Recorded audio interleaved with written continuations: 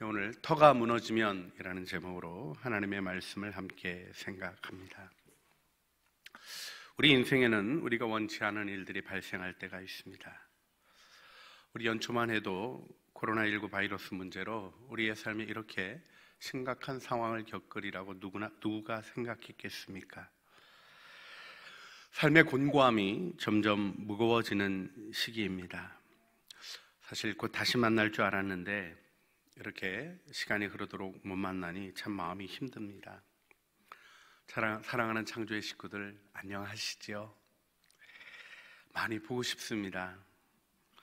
지난 부활주일에는 너무 보고 싶은 마음에 이름이라도 써붙여 놓고 예배 드렸는데 그러고 나니까 더 보고 싶은 마음에 병이 날 것 같습니다. 벌써 예배당에 모여 예배하는 교회들도 있는 것을 보면서 주님의 인도하심을 구하고 간절히 기도하게 됩니다. 그런데 기도하면서 아직은 좀 더 기다려야 한다는 마음을 주님이 제게 주십니다. 예배당은 새롭게 단장되어서 여러분을 기다리고 계십니다. 우리 창조교회가 너무 귀한 것 같아요. 어려운 시기에 오히려 헌신들 해주시고, 그래서 모이지 않아서 여유 있는 시간들 속에 예배당 공사도 깔끔하게 진행되어지고, 여러분 교회 오시면 또 신선한 모습 안에서 주님 앞에 예배드리는 큰 기쁨이 있으실 줄 믿습니다. 만남과 섬김의 공간으로 준비되어지고 있는 창조관 공사도 은혜 중에 잘 진행되고 있습니다. 계속되는 기도를 부탁을 드립니다. 사실 우리가 이렇게 영상으로 예배 드리면서 우리가 근본적인 질문을 던지게 됩니다. 우리의 예배에 대해서, 우리 그리스도인들의 모임에 대해서 질문하게 됩니다. 우리는 왜 모여 예배하는 것입니까? 여러분의 자녀들이 물으면, 여러분의 손자, 손녀들이 물으면 무엇이라 대답하시겠습니까? 여기서 우리는 먼저 우리가 살고 있는 삶의 태도를 살펴야 합니다. 제가 여러분과 함께 천국 소망을 가지고 있는 자로 늘 강조하고 싶은 것이 있습니다. 우리가 살고 있는 이곳이 우리 본향이 아니라는 것입니다. 여러분, 여기는 천국이 아닙니다. 재앙도 있고요, 예기치 못한 일도 일어나고요, 첫 창조에 속한 타락 속에 부조리도 겪고 어려움도 겪는 곳입니다. 우리 본향은 우리 주님의 재림으로 이루어지는 영원한 하나님 나라입니다. 우리는 거기로 부름받았고 그 나라의 소망 속에 살아가는 것입니다. 이 성경의 진리를 마음에 깊게 두어야 합니다. 그런데 또 한 가지 중요한 성경적인 태도를 기억해야 합니다. 우리는 바로 지금 여기서 하나님의 통치에 참여한다는 것입니다. 그 통치를 받을 뿐 아니라 그 통치를 펼칠 사명을 가지고 있다는 것입니다. 주님의 초림으로 시작된 하나님 나라, 그 나라 안에서 우리는 살아가는 것입니다. 그리고 다시 오실 주님이 이루실 영원한 나라의 영광을 바라보며 첫 창조에 속한 것들 속에 일어나는 어려움과 고통과 괴로움과 부조리와 불의들, 때로는 마음으로 받아들일 수 없는 일들이 눈앞에 펼쳐질 때에도 영원한 나라의 소망을 굳게 붙잡고 승리하는 삶을 살아야 하는 것입니다. 여기 우리가 살고 있는 세상이 아담의 타락으로 망가져 있는 세상임을 기억해야 합니다. 천국으로 착각하시면 안 돼요. 여러분, 아무리 좋은 관계여도 영원한 나라에서 사단의 유혹이 없는 완벽한 관계가 아닙니다. 아무리 좋은 일이어도 그것이 영원히 지속될 수 있는 것이 아닙니다. 여러분, 우리가 예배드리는 이 건물도 첫 창조에 속한 것입니다. 세상이 불타 없어질 때 이 건물도 저는 없어진다고 생각합니다. 하늘로 들려 올라갈 건물이 아닙니다. 우리의 삶 속에 하나님 앞에 드리는 헌신이 영적인 중심이 흐트러지면 안 된다는 것입니다. 더군다나 우리 대적 마귀가 우는 사자와 같이 두루 다니며 삼킬 자를 찾고 있습니다. 각성해야 합니다. 경계해야 하는 것입니다. 하지만 우리의 삶은 두려워서 꼭꼭 숨어있는 삶이 아닙니다. 평생 죽음에 매여 살아가는 자들에게 천국 소망을 증거하는 것입니다. 거침없이 악에게 저항하고 항거하며 의의 길을 걷는 것입니다. 우리를 구원하시는 왕 예수 그리스도의 통치를 지금 여기서 내 삶 속에서, 나의 가정에서, 나의 일터에서 체험하며 증언하는 세상과는 다른 색깔을 드러내도록 빛과 소금으로 부름을 받았기 때문입니다. 여기 중요한 원리가 있습니다. 주님과 더불어 다스려야 한다는 것입니다. 여러분, 다스리는 원리를 기억하셔야 합니다. 이 세상에 악한 것들이 있지만 원래는 하나님이 창조한 것이 망가진 것입니다. 그래서 근본적인 것이 더 강력합니다. 그렇지만 또 하나 중요한 원리가 있어요. 다스리지 않으면 그것이 우리를 다스립니다. 시간을 다스리지 않으면 시간이 나를 쥐고 흔듭니다. 재정을 다스리지 않으면 수전노가 되고 맙니다. 우리의 삶에서 우리가 하나님 안에서 다스리는 일로 부름받았고 믿음의 길로 부름받은 것을 기억하기를 원합니다. 우리 요한 1서 5장 4절로부터 5절 말씀을 같이 읽어보겠습니다. 무릇 하나님께로부터 난 자마다 세상을 이기느니라. 세상을 이기는 승리는 이것이니 우리의 믿음이니라. 예수께서 하나님의 아들이심을 믿는 자가 아니면 세상을 이기는 자가 누구냐? 여러분, 세상에 지지 말고 세상을 이기는 자로서의 사명을 우리가 펼쳐가야 할 것입니다. 믿음이 있으면 우리의 행동은 과연 어떠해야 합니까? 저도 고요히 질문해 보는 시간이 있습니다. 여러분, 바이러스에 전염될까 봐 예배 시간에 교회에 나오지도 않고 있는 것이 맞는 행동일까요? 온천하 만물을 다스리시는 주님을 믿는 믿음을 가졌는데 담대히 해야 되는 것 아닙니까? 영상으로 예배드리면서 제가 반복해서 주님 앞에 가지는 질문입니다. 그런데요, 주님께서 제게 주시는 생각은 오히려 겸손하라고 하시는 것입니다. 감염병이라는 현실을 직시해야 합니다. 정부의 지시를 따르는 일은 사실 교회가 일관되게 해왔던 일입니다. 베드로전서 2장 13절로부터 14절 말씀, 인간의 모든 제도를 주를 위하여 순종하되 혹 위에 있는 왕이나 혹 그가 악행하는 자를 징벌하고 선행하는 자를 포상하기 위하여 보낸 총독에게 하라. 여러분, 베드로전서를 받고 있는 교우들 누구입니까? 왕과 총독에게 충성하라고 하는데 그 왕이 그리스도인들을 잡아 죽이는 왕이었어요. 그러나 그 질서를, 통치를 받아들이는 일에 순종하라는 것이 교회의 일관된 가르침입니다. 그렇습니다. 박해하고 있는 자들이 사회의 질서를 가져가도록 하나님 앞에 위임받은 부분에 순종하라는 것이죠. 기독교 신앙을 포기하라는 제국의 요청은 거절했습니다. 순교하기까지 했습니다. 그러나 우리는 신앙을 포기하지 않는 것과 삶의 질서를 따르는 일을 혼돈하지 않습니다. 우리의 신앙을 이해하지 못하는 국가 제도 질서 속에 있었던 수많은 역사 속의 교회들은 제도와 질서를 존중하면서 신앙의 본질을 펼쳤기에 악한 제도가 무너지고 하나님의 뜻이 세워지는 일이 있었고, 한거도 그렇습니다. 여러분, 일제시대 때 정말 애국한 사람이 누구입니까? 여러분, 우리가 정직하게 기독교인이어서가 아니라요, 객관적으로 들여다봐도 그렇습니다.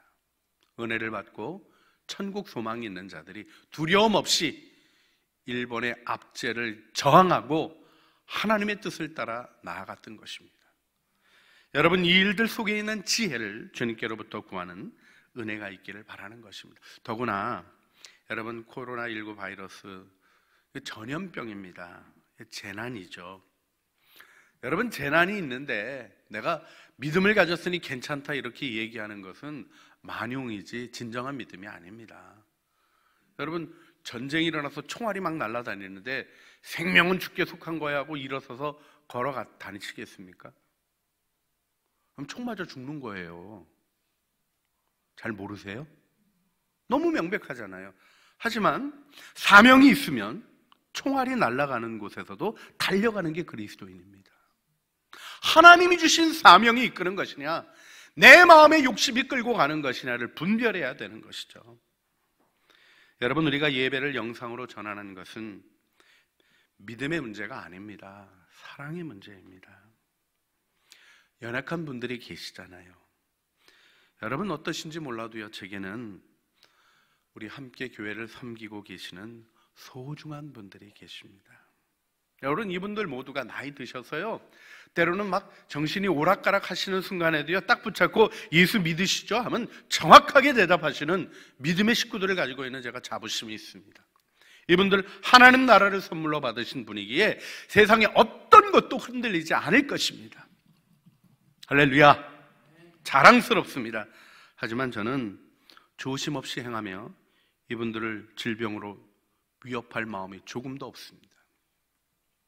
하나님 앞에서 우리가 가져야 될 태도를 아직 하나님 나라가 도래하지 않은 이 땅의 위협 속에서 조심하는 건 마땅하고 당연한 일이라고 생각합니다.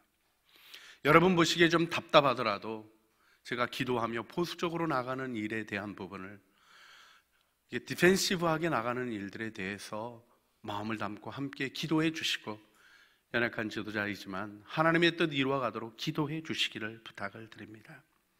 여러분, 이 상황이 어렵습니다. 여러분, 사실 제가 정말 젊었을 때 그런 농담했거든요. 또 하나님이 저를 세례 요한으로 안 부르셔서 광야에서 외치는 자를 소리 안 하고 사람들이 있는 데서 설교하게 해주셔서 감사합니다 그랬는데요, 새벽마다 광야에서 외치고 있습니다. 정말 텅 빈 곳에, 사람들 없는 곳에서 설교하는 거 여러분 절대로 쉽지 않습니다. 그런데요, 본질을 그 주님이 제게 계속 도전하셔요. 전할 메시지가 내게 있느냐, 나로부터 받은 메시지가 있느냐 계속 물으셔요. 광야에서도 외쳐야 될 말씀이 있는 것입니다. 더군다나 영상으로 함께 해주시면서, 사실 우리 교회는 영상으로는 부흥했습니다. 모여서 예배 드릴 때보다 훨씬 많은 분들이 함께 새벽 예배에 참여하시고 해서 감사한 마음도 있습니다만은, 그걸 넘어섰어요. 보이느냐 보이지 않느냐, 육신으로 모이느냐 못 모이느냐 가지고 모든 것을 뒤흔들려고 하는 사단의 공격을 예수의 이름으로 단호히 거절합니다. 우리는 박해 시절이 와서 혼자 꽁꽁 매여 있어도 예배합니다. 하나님을 바라봅니다. 그 훈련을 지금 해가게 하시는 것이라고 믿습니다. 겉모습에 집중하십니까? 다른 사람과 함께 예배 드릴 때 옆에 있는 사람의 시선에 집중하셨습니까? 아니면 여러분의 마음의 중심을 보시는 하나님의 시선을 느끼셨습니까? 영상 예배를 드리며 우리가 바로 이 점에 더 집중할 수 있는 것입니다. 거짓된 모습들이 있으면 돌이키시기를 바랍니다. 예배의 중요한 건 장소가 아니라 영과 진리로 예배하는 마음입니다. 하나님 앞에 여러분의 마음이 어떻게 받아들여지고 있을지를 생각하셔야 하는 것이죠. 예수님이 요한복음 4장에서 이렇게 얘기하십니다. 예수께서 이르시되 여자여 내 말을 믿으라. 이 산에서도 말고 예루살렘에서도 말고 너희가 아버지께 예배할 때가 이르리라. 주님은 예배의 장소를 말하지 않으시고 예배의 때를 말씀하시는데, 그 때는 우리가 알고 있는 이 크로노스적인 시간이 아닙니다. 참으로 예배하는 때가 이를 것을 말씀하셨죠. 우리 요한복음 4장 23절 24절을 같이 읽어볼까요? 아버지께 참되게 예배하는 자들은 영과 진리로 예배할 때가 오나니 곧 이때라. 아버지께서는 자기에게 이렇게 예배하는 자들을 찾으시느니라. 하나님은 영이시니 예배하는 자가 영과 진리로 예배할지니라. 영상 예배가 이 예배에 조금도 부족함이 없습니다. 여러분, 주님 앞에 나아가 개인적으로 기도하고 바라보는 시간, 가족들과 함께 신앙의 이야기를 나누는 시간이 조금도 부족함이 없을 뿐 아니라 그동안 사람들의 시선과 함께하는 것 속에 혹여라도 부족한 것이 있었다면 다시 일구어 세워가야 될 시간으로 주님이 축복해 주시는 줄 믿습니다. 특별히 부모님 세대에게 제가 부탁합니다. 여러분 자녀들에게 여러분의 믿음을 증언할 수 있는 기회가 이렇게 주어지고 있는 것을 놓치지 마시길 바랍니다. 예배를 마치시고 나는 주님을 이렇게 만났다, 나는 주님을 이렇게 믿는다, 여러분의 신앙의 간증을 표현하며 가정의 제사장으로서 사명들을 이루시고 여러분의 신앙을 여러분의 자녀들에게 전수하시길 바랍니다. 하나님이 주신 은혜의 기회를 꼭 붙잡으시기를 부탁을 드립니다. 그런데 정말 중요한 게 있습니다. 내가 하고 싶은 대로 하려는 마음을 십자가에 못 박아야 한다는 것입니다. 저도요, 그냥 확 모이라 그러고 싶어요. 몇 명이라도 나오라 그러고 싶어요. 어떤 교회는 또 이렇게 항존직들 먼저 나와서 예배 드리자 그러셨대요. 저도 그런 얘기 들으면 보고 싶은데 그냥 다 부르고 싶은 마음이 있는데, 제게 주신 마음은 그것입니다. 여러분, 예배의 소외는 없습니다. 연약한 분들도 나올 수 있어야 돼요. 하나님 앞에 드리는 시간이 누가 정할 수 있는 게 아닙니다. 저는 못 정하겠어요.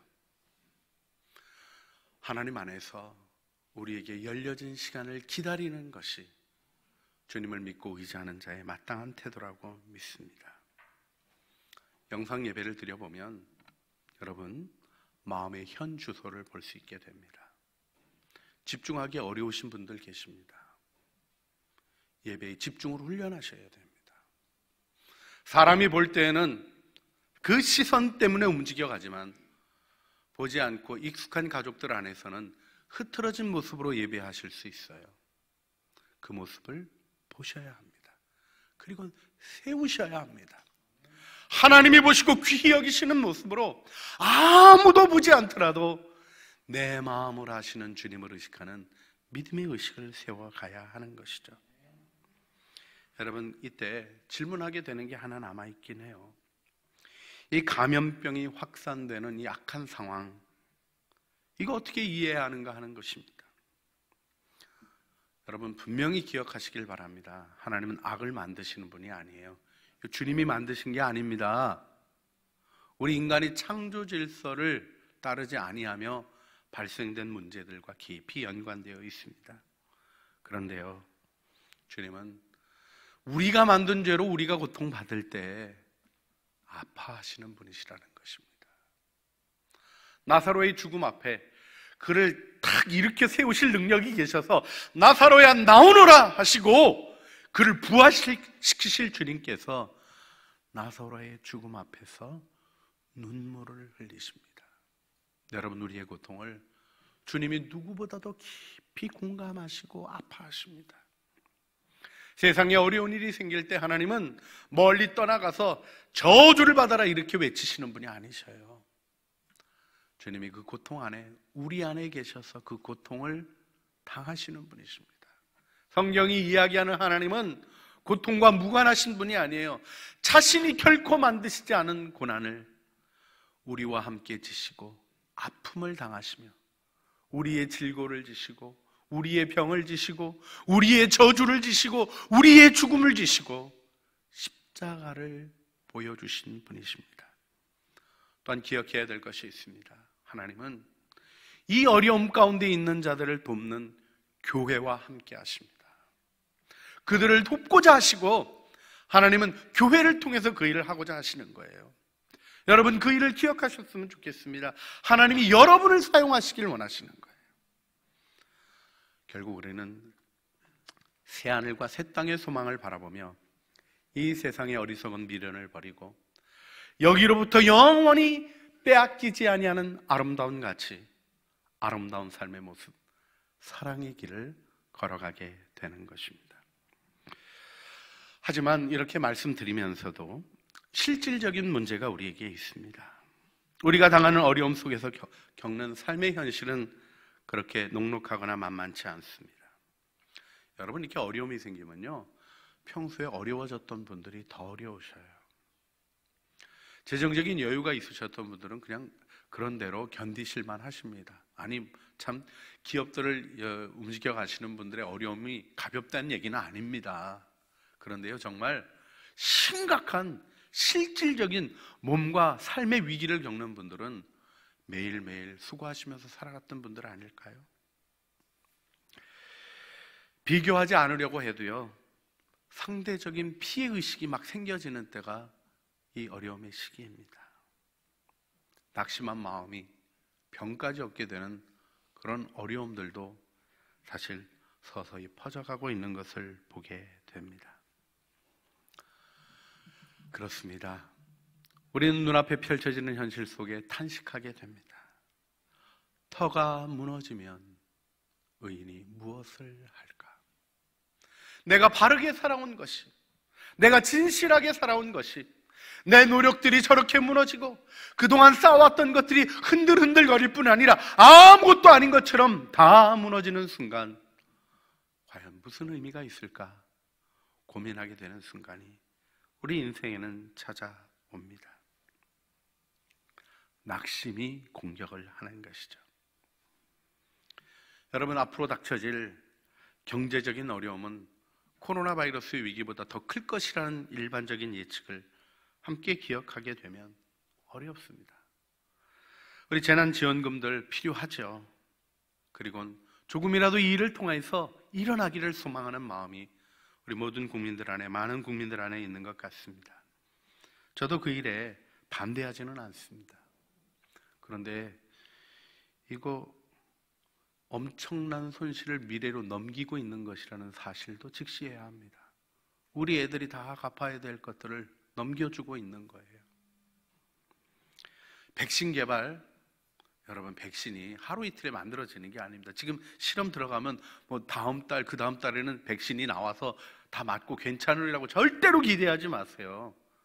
건강한 사람에게 백신 놓고 확인하려고 하면 적어도 6개월은 지나야, 아무리 최소한 보통 10년씩 걸렸잖아요. 많이 걸리는 것들은 3년 안으로 보기도 어렵고요. 전 인류가 지금 기회가 많아서 실험을 많이 할 수 있습니다. 그래서 좀 빨라지겠죠. 가을까지만 개발돼도 인류가 굉장한 일을 한 거라는 것을 기억하셔야 합니다. 쉽지 않다는 것입니다. 어려움이 있습니다. 여러분, 온갖 루머가 돌아다녀가지고요, 알코올 먹고 돌아가신 분까지 생기는 이런 심각한 상황 속에 우리가 놓여져 있습니다. 방역이 완벽할 수 있을까요? 여러분, 코로나 바이러스는 완벽한 방역이 불가능한 병입니다. 그러니 격리를 하는 거 아니겠습니까? 그동안 우리에게 매우 당연하게 주어졌던 일상이 얼마나 고귀한 축복이었는가를 발견하는 시간들을 보냅니다. 그리고 고민하게 됩니다. 과연 그 일상이 다시 돌아올 것인가? 이때 믿음의 사람으로 하나님을 믿는 여러분에게 주님이 원하시는 모습은 무엇이겠습니까? 오늘 다윗은 나는 하나님께 피하겠다, 이렇게 고백을 합니다. 할렐루야. 여러분, 하나님이 피난처가 되어주시는 거예요. 하나님이 반석이 되어주시는 겁니다. 여러분, 하나님이 피난처가 되시고 반석이 되면 아무 일도 안 일어난다, 그런 얘기 없어요. 하나님 피난처 삼았던 스데반 돌 맞아서 죽었습니다. 하나님을 믿고 의지했던 그리스도인들 전쟁의 표화 속에 폭격 내리면, 여러분, 비행기에서 폭탄 떨어뜨리면 교회는 비껴갑니까? 우리는 역사 속에서 폭격에 무너진 교회들을 수많이 보아왔습니다. 그런데 그렇다고 새처럼 네 산으로 도망하라 하면 어찌민가? 거절할 것이 있다는 것이에요. 나의 안전을 내 힘으로 확보하려고 하고, 어디에 가면 안전하겠지, 어디 있으면 괜찮겠지. 아니에요. 집에 꼭 들어박혀 있어도 병으로부터 안전한 거 아닙니다. 하나님의 보호가 안전한 것입니다. 하나님이 붙드신 내 삶이 안전한 것입니다. 여러분, 홍수가 나서 높은 산으로 피해도 잠기는 것이에요. 도와줄 사람이 있는 인맥도 권력의 높은 산도 우리를 보호할 수 없습니다. 돈의 높은 산도 마스크 하나 못 사는 안타까운 현실 속에 놓여진 때가 있었어요. 내가 확보하고 있는 탁월한 정보와 그 처리 능력도 작은 바이러스 앞에, 눈에 보이지도 않고 정말로 작은 바이러스 앞에 그냥 무너지는 것을 보게 됩니다. 저 어렸을 때는 미국이 살기 좋고 안전하다고 이민 간 제 친구들이, 제가 의정부에서 자라서 많았어요.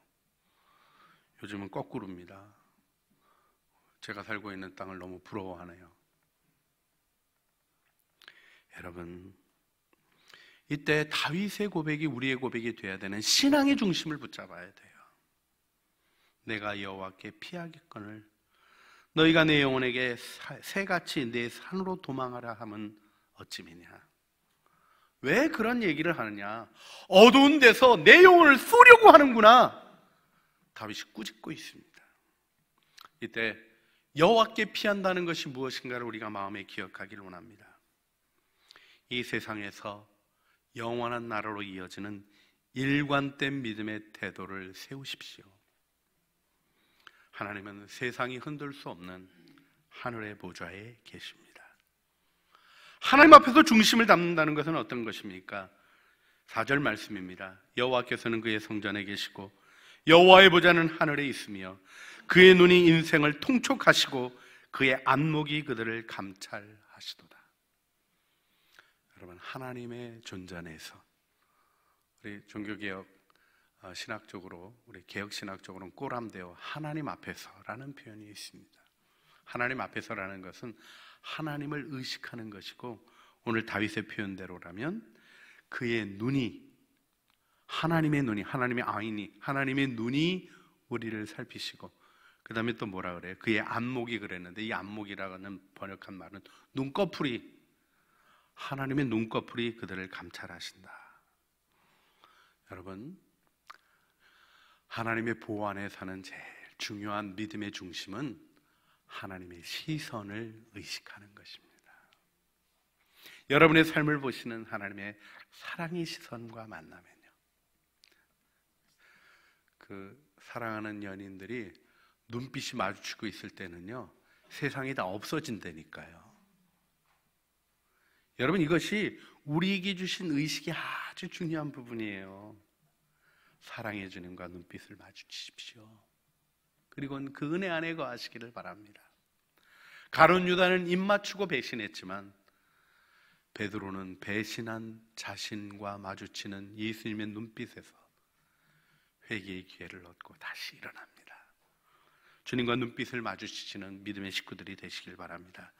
그리고 5절 말씀, 하나님께 여호와는 의인을 감찰하시고 악인과 폭력을 좋아하는 자를 마음에 미워하시도다.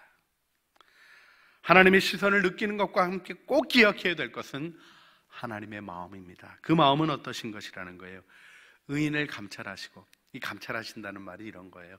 의인의 삶이 어떻게 가고 있나, 야, 내가 이 일을 어떻게 축복할까, 어떻게 이걸 상급으로 갚아줄까, 주님이 사랑하는 마음으로 그냥 조금만 행동만 하기만 해봐라, 내가 그냥 너를 꽉 붙잡고 너를 완전히 축복할 거야 하는 마음으로 쳐다보시는 그 눈빛을 얘기하는 거예요. 또 한 가지, 악인과 폭력을 좋아하는 자는 마음에 미워하신다는 거예요. 기억하시길 바랍니다. 폭력적인 게 뭐 까불어 이런 거가 세상에서는 모두를 움찔하게 하는 거지만 하나님은 그 일을 진노하십니다. 그래서 우리 잠언 16장 7절 말씀 함께 읽어볼까요? 사람의 행위가 여호와를 기쁘시게 하면 그 사람의 원수라도 그와 더불어 화목하게 하시느니라. 원수도 어쩔 수 없이 찾아와 화목을 청하게 되는 견고함이 그에게 있게 된다는 거예요. 여러분, 이 은혜는 성경이 자신만이 아는 축복이라고 얘기합니다. 잠언 14장 10절 말씀, 마음의 고통은 자기가 알고 마음의 즐거움은 타인이 참여하지 못하느니라. 여러분, 이건 마음의 비밀이에요. 겉모습으로 절대로 알지 못합니다. 하나님을 의지하고 하나님의 마음을 알고 그 마음 속에 살아가는 자의 견고한 평강, 그 견고한 기쁨, 그건 자기만의 몫입니다. 여러분, 그 몫을 누리시기를 주님의 이름으로 축원합니다. 악인에게는 불과 유황과 태우는 바람이 소득이 된다. 이게 무슨 말씀이에요? 여유가 없어요. 탈탈해요. 건들면 계속 부정적인 거가 솟아나요. 욕이 쏟아져 나오고요, 원망과 분노가 쏟아져 나오고요, 아름다운 것을 기대할 수 없는 상태가 되어집니다. 그러나 의인은 하나님의 은혜 안에 거하는 것입니다. 여호와는 의로우사 의로운 일을 좋아하시나니 정직한 자는 그의 얼굴을 배우리라.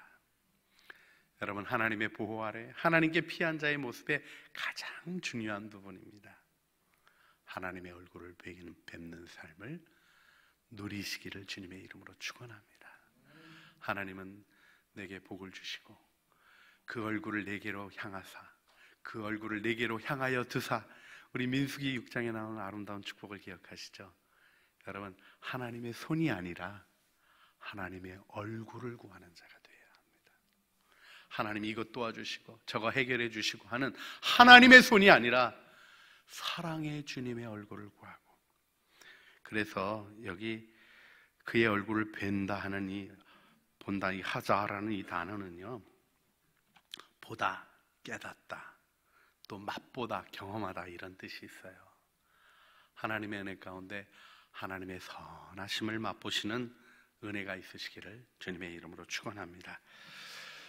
설교를 마무리하면서 역사적인 일 하나를 짚어봅니다. 1755년 11월 1일 리스본에 큰 지진이 있었어요. 그 당시 리스본 인구가 한 25만 정도 됐습니다. 우리 분당 인구 한 반 정도 된다고 할까요? 그런데 3만에서 4만 명이 목숨을 잃은 거예요. 지진 한 번 난 걸로 엄청난 일이 일어났죠.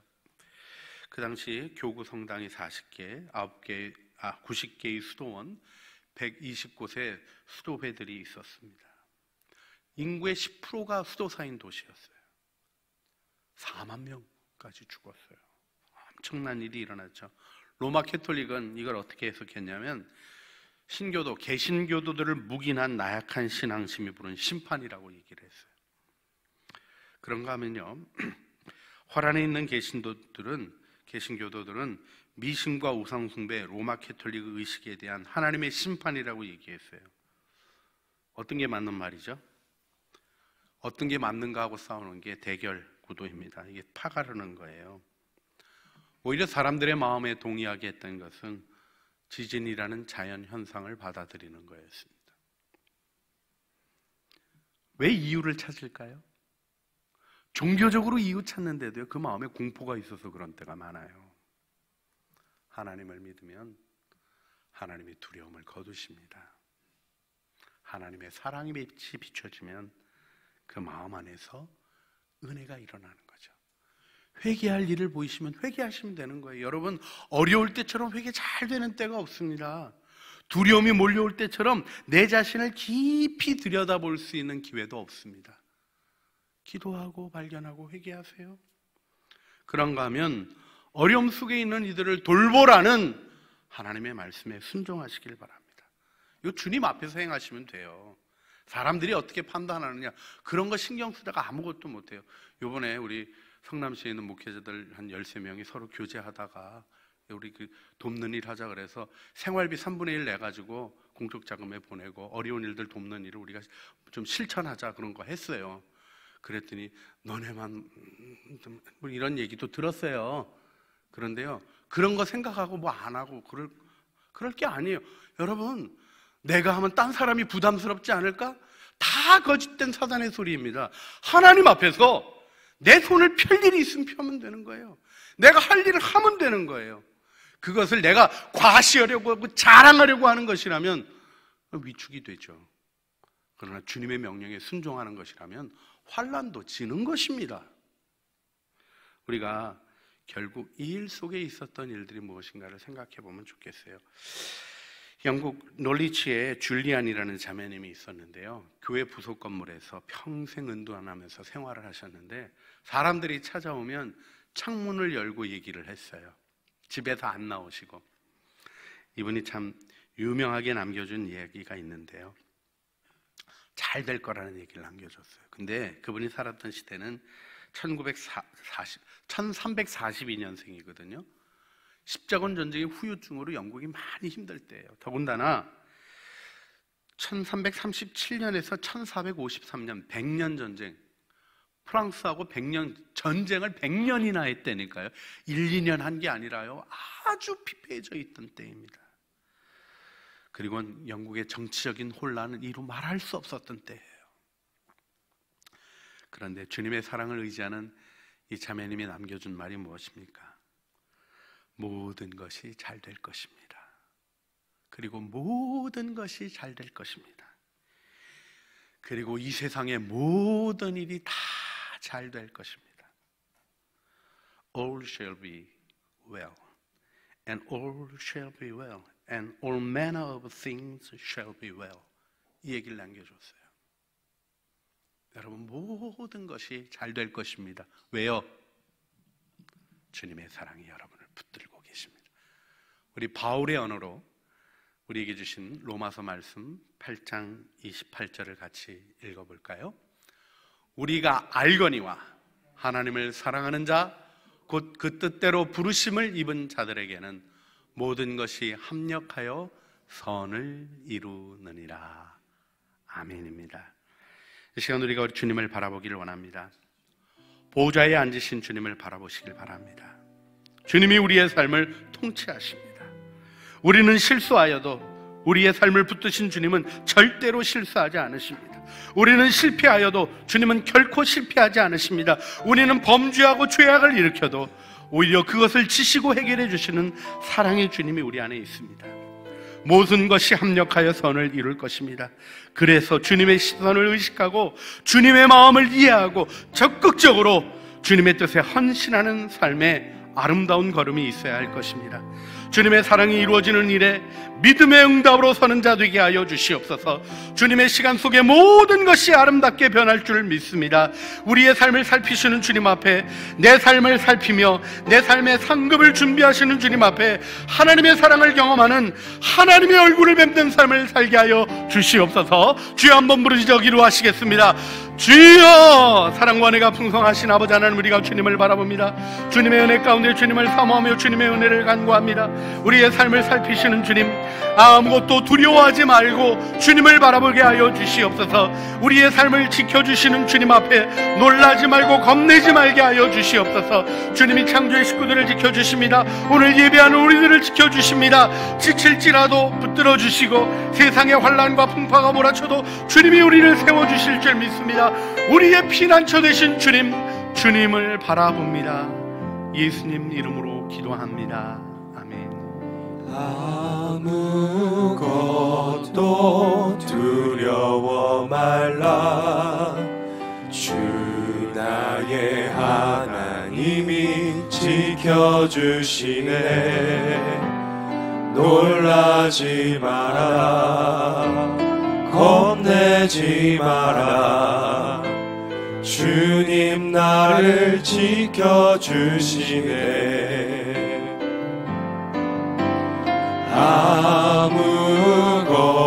아무것도 두려워 말라. 주 나의 하나님이 지켜주시네. 놀라지 마라. 겁내지 마라. 주님 나를 지켜주시네. 내 맘이 힘에 겨워 지칠지라도 주님 나를 지켜주시네. 세상에 험한 풍파 몰아칠 때도 주님 나를 지켜주시네.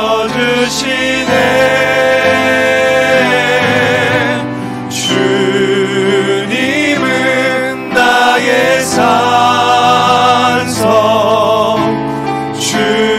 주님은 나의 요새, 주님은 나의 소망, 나의 힘이 되신 여호와.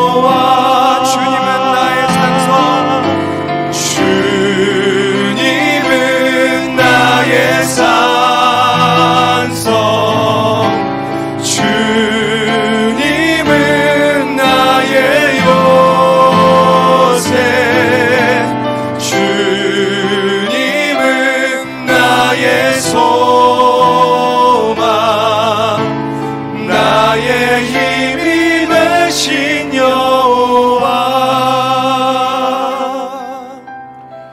우리가 알거니와 하나님을 사랑하는 자 곧 그 뜻대로 부르심을 입은 자들에게는 모든 것이 합력하여 선을 이루느니라. 이제는 우리의 모든 죄악과 저주를 지시고 십자가의 죽으심으로 우리를 구원하신 우리 주 예수 그리스도의 은혜와 우리의 고통 한가운데 함께 하시며 함께 아파하시고 이 모든 짐을 함께 져주시는, 날마다 우리 짐을 지시는 우리 아버지 하나님의 그 크신 사랑하심과 우리 안에 계셔서 천국 소망으로 오늘의 위협을 이기게 하시며 오늘의 두려움을 이기게 하시며 오늘의 어려움 속에 이 모든 것을 이기고 벗어나는 지혜를 부어주시는 성령 하나님의 교통하심이 이제 여호와를 피난처로 삼고 세상과는 다른 빛을 내며 우리의 신앙을 증언하며 우리의 자녀들에게 세상을 향하여 아름답고 겸비하며 담대한 신앙의 증인으로 서기를 소원하는 사랑하는 창조의 모든 식구들 머리머리 위에와 은혜로 주신 가족 가운데 이 어려움 속에도 주님께 순종하며 헤쳐나가고자 하는 삶의 모든 생업들, 맡기신 사명들, 하나님의 뜻을 이루어가는 모든 진실한 걸음들 위에 다시 만날 날을 바라보며 기도하며 하나님의 은혜를 구하는 우리들의 기도와 간구의 응답 위에 이제와 영원 무궁토록 함께 있어지기를 간절히 축원하옵나이다. 아멘.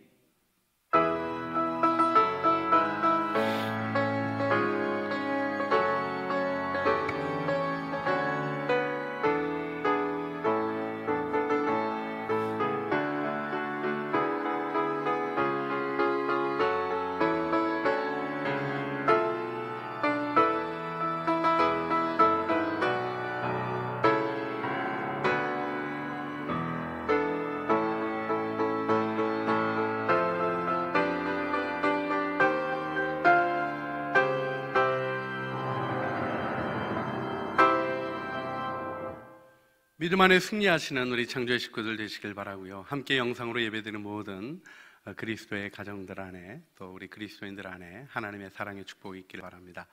오늘 정부가 이제 그동안의 격리 기간에 대한 마감하는 날인데요. 어떤 입장을 발표할지 정부 발표를 보고 여러분에게 다시 모일 날에 대한 공지를 드리도록 하겠습니다. 제가 말씀드리고 싶은 것은 정부가 안전하다고 해도 제가 판단하면서 조금은 더 기다려야 되겠다는 마음이 들면 조금 늦게 모이려고 하는 마음을 여러분도 같이 기도하며 이해해 주시길 바라고요. 우리 사랑하는 식구들 중에 누구라도 이 일로 어려움 당하는 것 하나님이 원치 않으시는 줄 알아요. 보고 싶은 마음으로 위에서 더 기도하고요. 보고 싶으면 전화하시고요. 또 만날 수 있게 정부가 허락해 주면 가서 찾아라도 가서 만나시고요. 그런데 정말 조심해야 될 때입니다. 이 감염병 우리가 극복해가는 지혜를 하나님이 주실 줄 믿습니다. 그리고 주님이 여러분의 가정과 여러분의 자녀들을 보호하시고 여러분의 일터가 이 땅의 희망이 되게 하실 것입니다. 하나님께 묻고 응답하시며 희망을 빛내시는 창조의 식구들이 되시기를 주님의 이름으로 축복합니다. 당신이 희망이십니다. 서로 축복하시면서 헤어지시겠습니다.